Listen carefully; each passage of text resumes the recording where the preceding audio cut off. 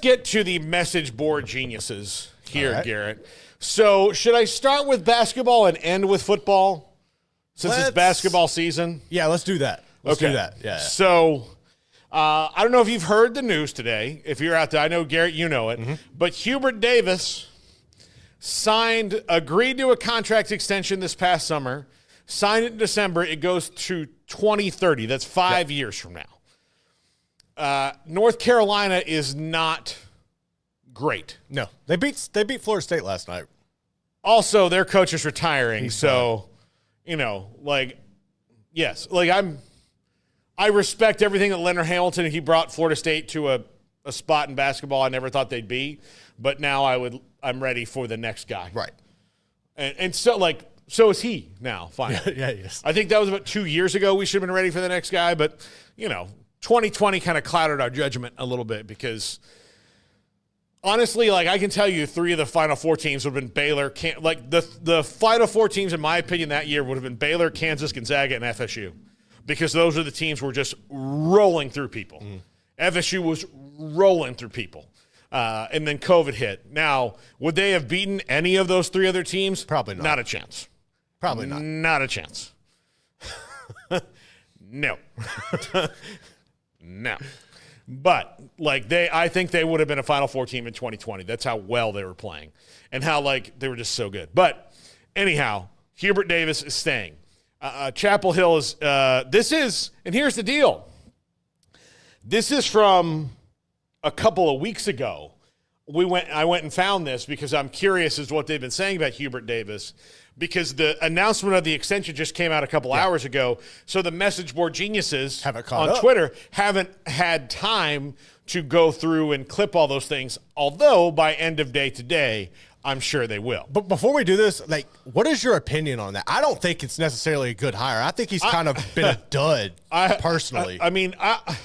He had the one good year when they beat Baylor. Okay, but outside of that run, they haven't done anything that they made. And remember, they barely made it in. Yeah. Outside of ruining Duke, the Krzyzewski goodbye. Yep.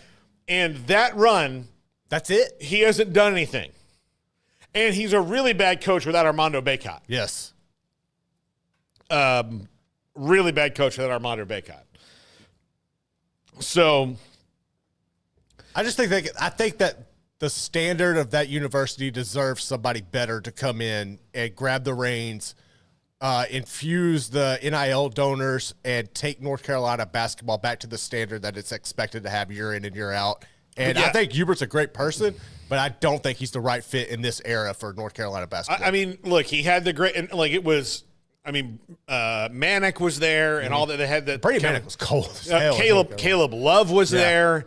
Who's now in Arizona. I can't believe Caleb Love is still playing. As a matter of fact, because that was 3 years ago. Ridiculous. But even still, I really outside of that team and that run, and of course, beating Duke twice on the way out for Coach K.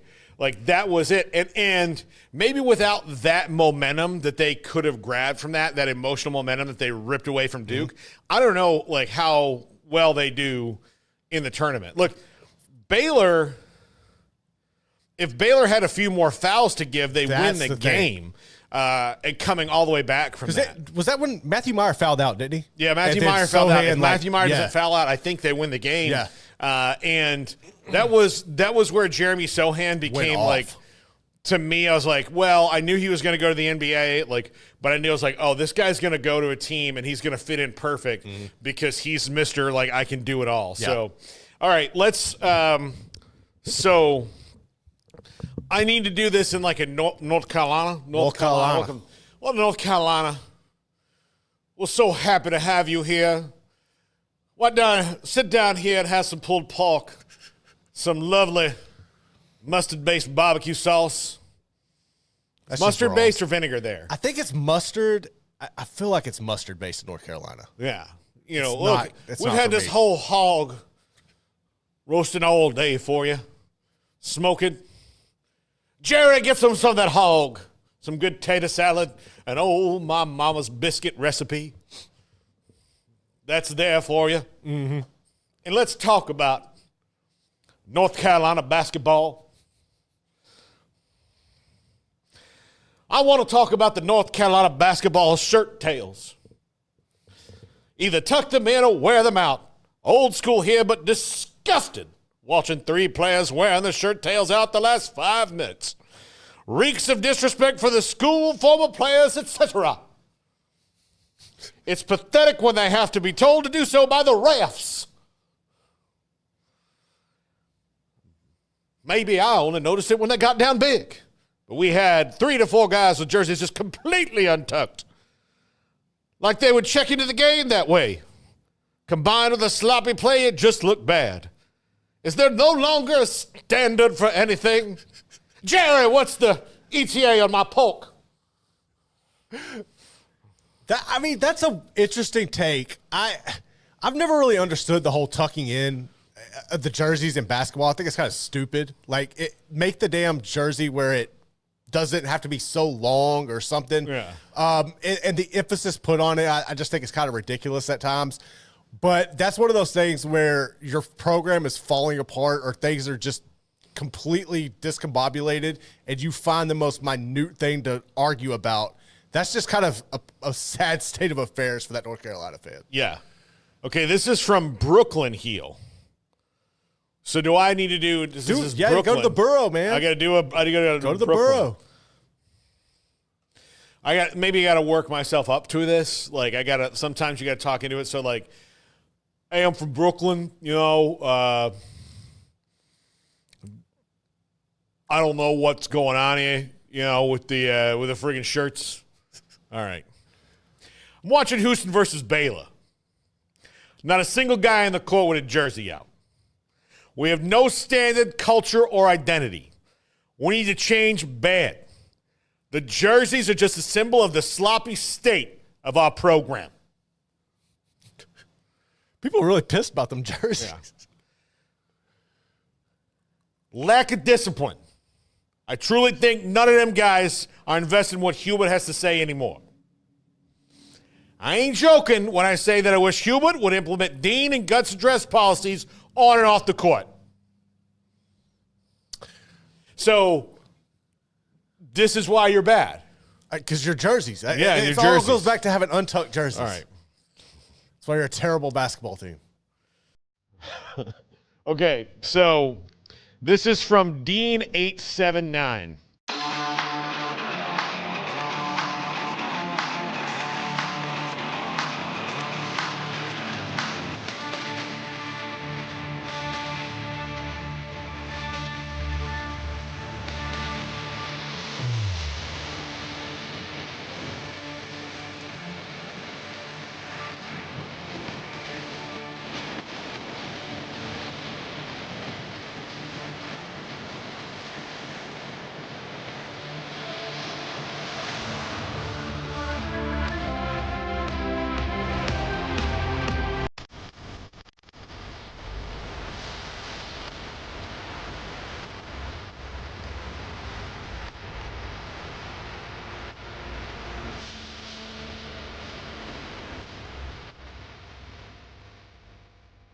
On being coached by Hubert Davis. So I'm kind of Can you do like a? I would rather. I would rather. So I'm wondering like what I should do. Like what's the voice of I would rather? I would rather. Is it like a dude? Is it? I think it's kind of like some kind of chick, like a. What do you? I would rather.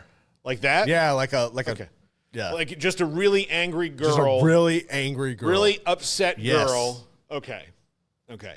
Really upset. I don't know if Dean879 could be, who knows? Could be a girl. I would rather drink a quart of Pennzoil than be coached by Hubert Davis.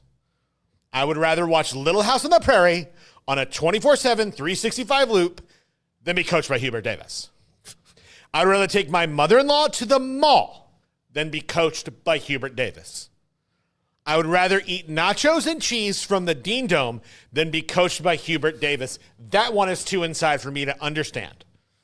Yeah, I don't get that one. I would rather vacation in Bun Level, North Carolina than be coached by Hubert Davis.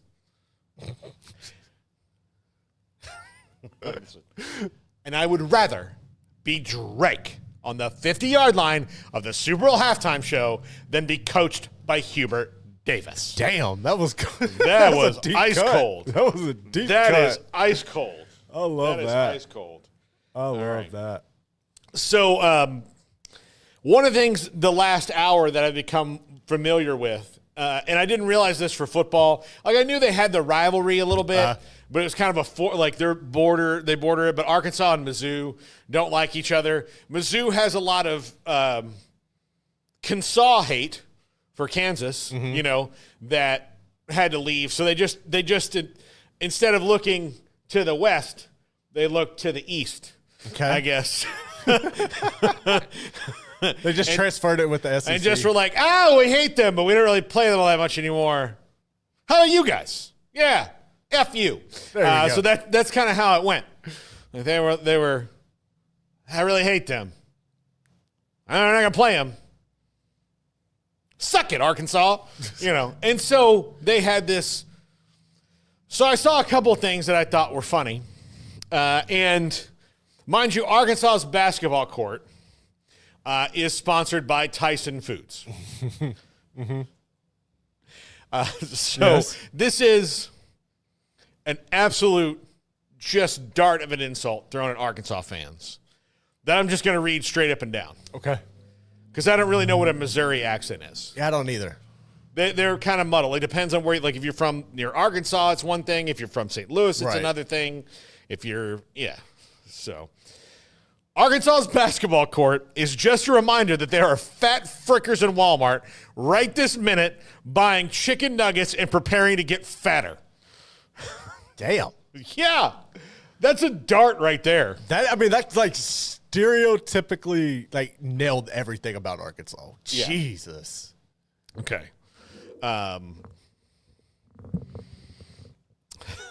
Here is an SEC rant that says make SEC Southern again. Oh, my God. So this is going to get the kind of like toothless treatment here. Okay, it needs to. Considering that the furthest north they go is Missouri.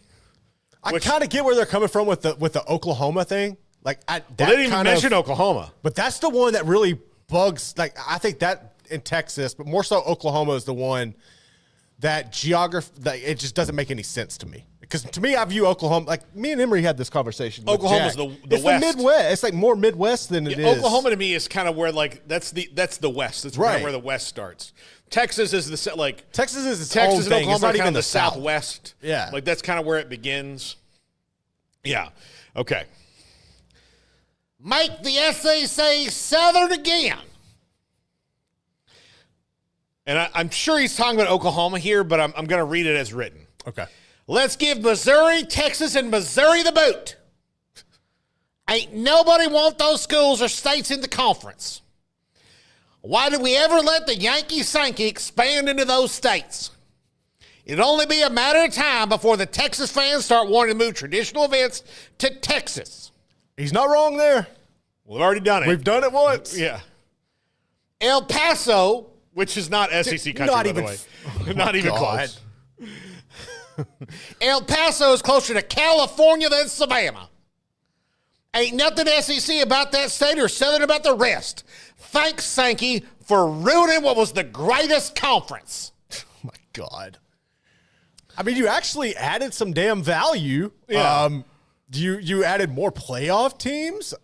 You've added a lot there. Yeah. You didn't even mention Texas A&M. Yeah. Like, did you forget it? I mean, okay. Yeah. That's fair. fair. I don't think this guy is the... but I will give him credit, though. I mean, he's not the brightest crayon in the box. He's not, but I feel like there were some points, some valid points in this little argument. I'll give him that. I mean, El Paso is closer to California than it is to Savannah. Definitely closer, yes. That is a statement of fact. That's true. There's a couple. I'll give him a couple there. That's very true. That's very true. Okay. Even still, saying that, like, Texas, I mean, buddy, you don't live here.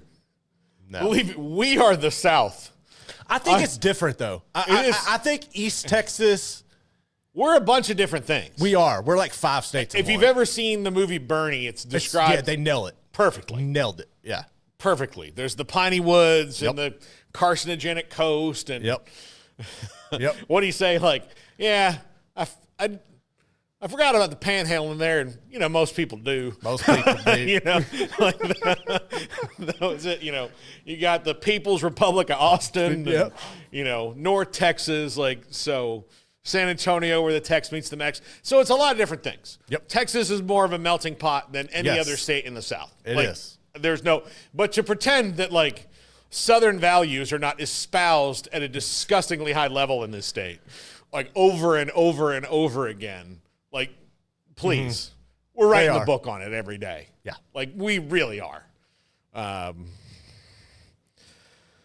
All right, we're into some basketball now. Okay. So, back into basketball. We went back in. I guess that one really football. Weaving. We're good. kind of back into the – okay, so the other big deal is Indiana does not have a basketball coach. So, right now, in a program like Indiana that's a very proud basketball program but has not been relevant in a very long time, they've been through a ton of coaches since Bob Knight, and none of them have been successful.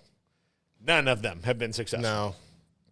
Especially not to the level that Indiana fans want, especially Purdue is their big rival. Yeah. They're elite year in and year out. Matt Painter's doing a great job. Indiana's a basketball state. Butler's been way better. Butler, all these things Valpo, every the Indiana State last year with the old boy. I can't remember his name, but you know what I'm talking about. Yeah. No, so it's a very proud basketball state. And it's a very proud basketball university. So they constantly want, the best in coaches. So you've heard names like Chris Beard and Scott Drew. Scott Drew didn't go to Kentucky. He's not going to go to Indiana. I don't even think that's going to get down the road. I don't either. Because I think that was last year was the last time that we're ever going to see that again with Scott Drew. Because I honestly believe that he's got 5 to 7 years and then he's going to retire. Yeah. He's going to retire. He'll do a little bit of TV. He'll be really fun on TV, and he'll fish and spend time with his kids and his family. That's what he'll do, and because I think that's where his heart is. He wants to get a couple good runs left in, and then what else does he have to accomplish? Kind of do the Jay Wright thing. Yeah, he has nothing else to accomplish. He's won the Natty. I know everybody would want to win another one, right? You always want to win another one, but see, he's still got it. The Big 12 tournament championship is the only thing he doesn't have. What's that? The Big 12 tournament championship is the only thing he doesn't have. And that thing's kind of pointless. It's pointless. I mean, if you're going to make the tournament anyway. Now, this year it would really help them. That's fair. That's fair. Really help them a lot. Okay, so this is from Peegs.com, which is an Indiana message board. And Buzz Williams doing a great job at A&M this year, one of the better teams in the country. The Aggies are. I love Wade Taylor. He's fun as hell to watch. Yeah. And I don't know if they're in a position to be super picky at Indiana right now. No. And here's the thing that makes them very mad. So Dusty May was at Florida Atlantic. And if Mike Woodson had stepped away a year ago, they might have been able to get him over Michigan because he's an Indiana alum. Right. Well, now that's not going to happen. Michigan's giving him – he's got money. They're not going to be able – it would be irresponsible for them to buy him out. Right. So that's what they're really mad is the guy they should have hired, they should have been able to do it a year ago. And the fans rightfully all knew this was going nowhere with Mike Woodson. And then we're just stuck for another year. Yep. So I get why there's rage in Bloomington. Okay. I think I should do this as maybe a snobby person. Okay. Because it's a very snobby comment here. Okay. Now, Buzz Williams does have a little bit of that PJ Fleck motivational speaker vibe to him. He does. I also think he's the catalyst and the reason why we're talking about expansion, because he threw that big fit a few years ago and A&M was left out, and that's when it started the conversation. And look, he was very articulate in it. He was. So he wasn't just a guy. He knew what he was going to say and then said it. He did. Which I they got screwed. Like, just because they got screwed doesn't mean we need to expand. But they also could have won a lot more games early on and in the middle of the season. Yeah. I mean, don't lose 7 games in a row. Don't do that. Between January 10th and Correct. February 10th or whatever it was. You know? Yeah. So, all right.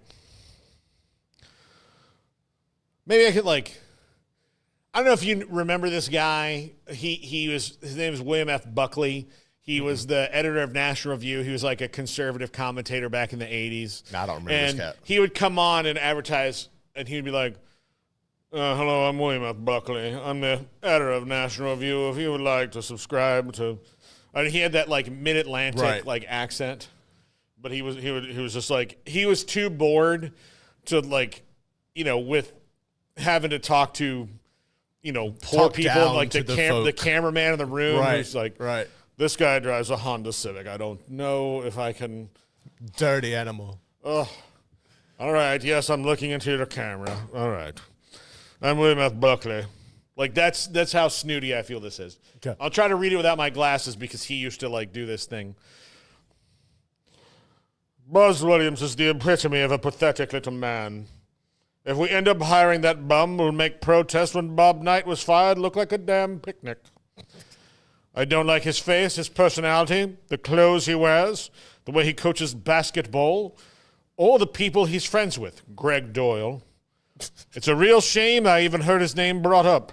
He's a serial loser that wouldn't last a second here. That's mean. A serial loser that wouldn't last a second here. Yes. I mean, he's not the best. He's better than what you've had. Yeah. Yeah. No. I'll give you that on his outfit. Some of his outfits are Kim Mulkey-ish. But I will give you that. I will definitely give you that. Yeah. Yeah. No, he's a little bit male Mulkey. Okay. So this is from Jayhawk Slant. And while I would love to read a lot of these, I'm afraid my wife wouldn't get the joke. I feel bad for your safety. So, no. This one is safe? I had to pull this one because it is one of the most articulate message board posts ever. Oh, I think I know which one this is. And I'm going to do this in a very erudite British Stoic. accent. Yeah. And we're saving the best for last. You know what's coming on the Clemson one here. Yeah. Oh, yeah. Yeah. In Plato's allegory of the cave, prisoners are chained in place, their necks fastened so they can only stare at a wall. Behind them a fire burns, and between the fire and the prisoners, figures move back and forth, casting shadows on the wall. To the prisoners, these shadows are a reality. It's all they've ever known. Whenever one of them is freed and brought outside the cave, they struggle to see the true world because their eyes can adjust to the brightness. Eventually, they return to the cave to tell the others what they've discovered. But their revelation is met with skepticism and scorn. I'm afraid those of you who sit here constantly ragging on Hunter, Dewan, and KJ are those prisoners. You're merely seeing shadows on the wall. None of them have been perfect, and they've all had poor performances, but each one of them plays their ass off. This crap about Hunter being lazy and slow is an error of perception. He's a huge guy, so it's somewhat understandable, especially watching on television, where you can see that type of energy and hustle as well. Or how about Nietzsche's eternal recurrence? Our lives are infinitely repeating in the same sequence. That would be all of you who constantly repeat the same criticisms, turning them into a mantra about Harris, KJ, Hunter, and self. Or maybe the myth of Sisyphus is more apt. You keep pushing the same boulder up the mountain, only for it to roll back down again.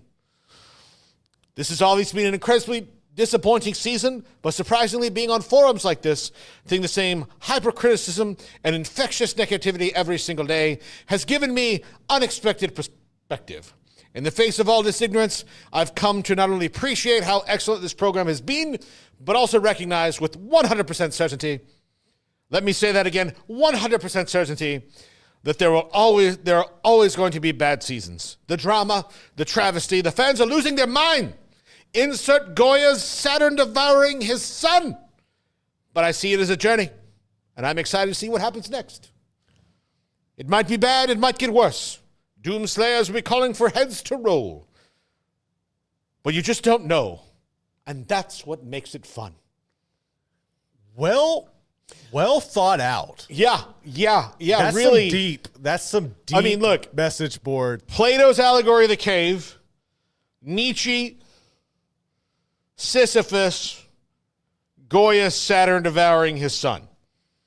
That is 4 high-level references. And I'm wondering if this guy is not, in fact, a professor at Kansas.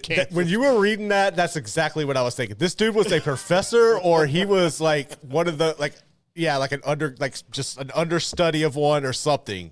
No one will ever be topped in that. No, one. That was unbelievable. How did you feel the voice went with that there? I thought it went really well. Okay, good deal. Yeah. So my only thing is I would disagree with him because I think Hunter Dickinson is an issue and a liability. This kind of thing, same thing would go with Harris. I think both of them, you're seeing why they're still playing college basketball. Like, this is why, because they're not ready to go to the NBA. But yeah, it's an interesting take there. All right. This is from Kane Sport. Carson Beck needs to buy a sensible ride and go work out. Canes initially said this. And I'm going to do the responses just like a dude. Okay. All right. Kane said unnecessary drama would never happen with Cam Ward. 400K in vehicles totally unnecessary for a college kid. Keep the focus to what you're getting paid to do. This is from Ghostface CD Wright 40. Actually, completely agree with this, LOL. WTF. I am old or out of touch or something because to me, this is a bit silly. This money should be earning interest somewhere. Go buy yourself a sensible ride and go work out. Yeah, did you do that at 20-something years old, sir? No, you did not. And you probably still aren't doing that to this day. Yeah, absolutely.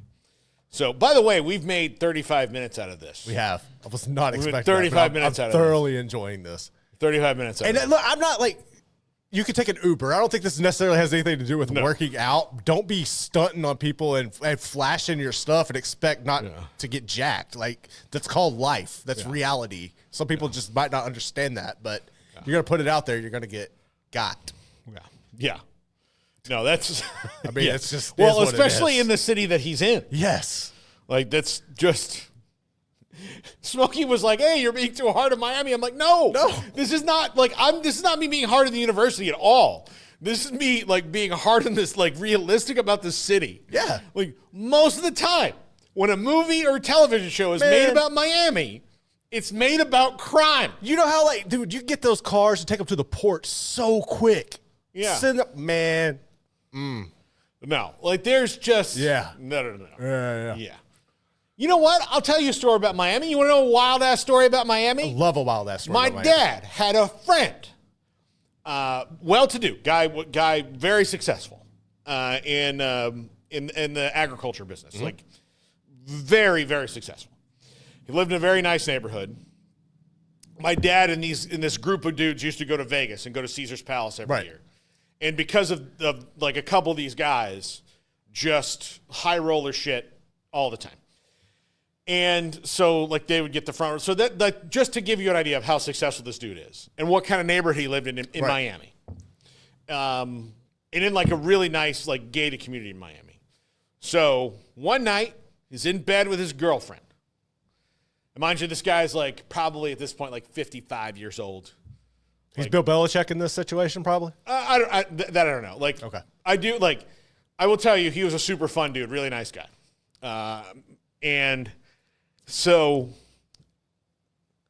my dad called to check, he skipped the Vegas trip, and nobody really knew why.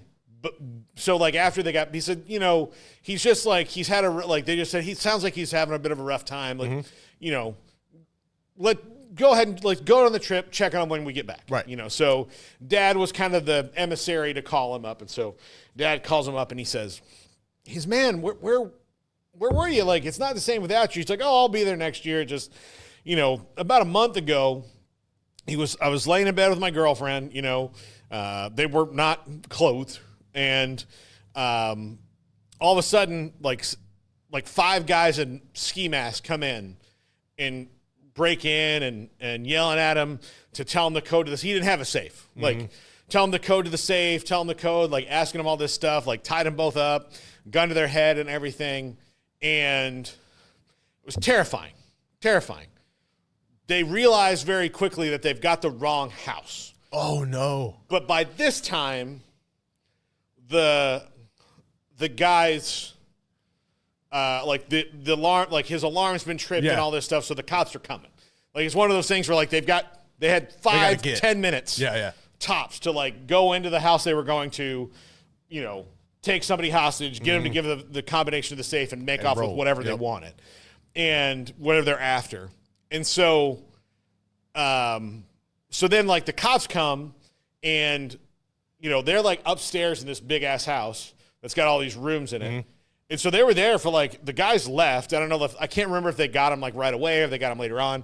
But they were just upstairs tied up in the room alone for, like, 15 minutes before the cops even found them. And so, like, that happened in Miami. I've known a lot of people from a lot of places. Miami. Because Miami attracts all kinds. Oh, yeah. So, good people, bad people, people in the middle. There's a lot of, like... A lot of new identities. Yeah. A lot new of lives. It's easy to get in and easy to get out of, kind of a thing. So, yeah. And so what I never found out, but, like, what was kind of always suspected was he didn't know the neighbors on either side of him. He knew some of the ones, like, down the street. Right. So it was probably one of those, but he'd never met them. So he was curious as to what they had or what they were into, because it was that kind of neighborhood where, that's how, man. Very easily there could have been a Colombian drug Don't get lord. it twisted. It's nicer neighborhoods or some of the Yeah. So, all right. Is this the one? This is the one. And, of course, I guess the most popular voice we're doing would be Skeletor. Oh, got to. Yeah. And I think it might be a little bit appropriate for this. I think so. I think Skeletor would fit in with these peeps. Yeah. So, this is from TigerNet, the Clemson message board. It's going to be great when Musk agrees to bankroll Clemson's NIL. Clemson will win the 2025 College Football Championship. The team will go to the White House like they did before, without the drama and boycotting that so many teams have had that refused to go when Trump was in office. Musk will be there with Trump and will bond with Dabo and the boys. Both will sport hats Dabo gives them for All In. And Musk will announce he loves this group and sign on to fund NIL opportunities at levels that push Clemson far higher than any other college sports program. The future is bright. Rob. Oh. So, I can tell you right now, Elon Musk is never giving a dime to He don't Clemson. give a damn about football. He don't care. No, he's going to try to impregnate a cheerleader. That's what he's going to do. Or Kate Klubnik. Well, I mean, I understand that, like, it's a little bit, but man, you have really been dipped in the in the red pudding there. If you now, Dabo would definitely. I think Dabo and them would definitely vibe out, and I can see them wearing the weird hats together.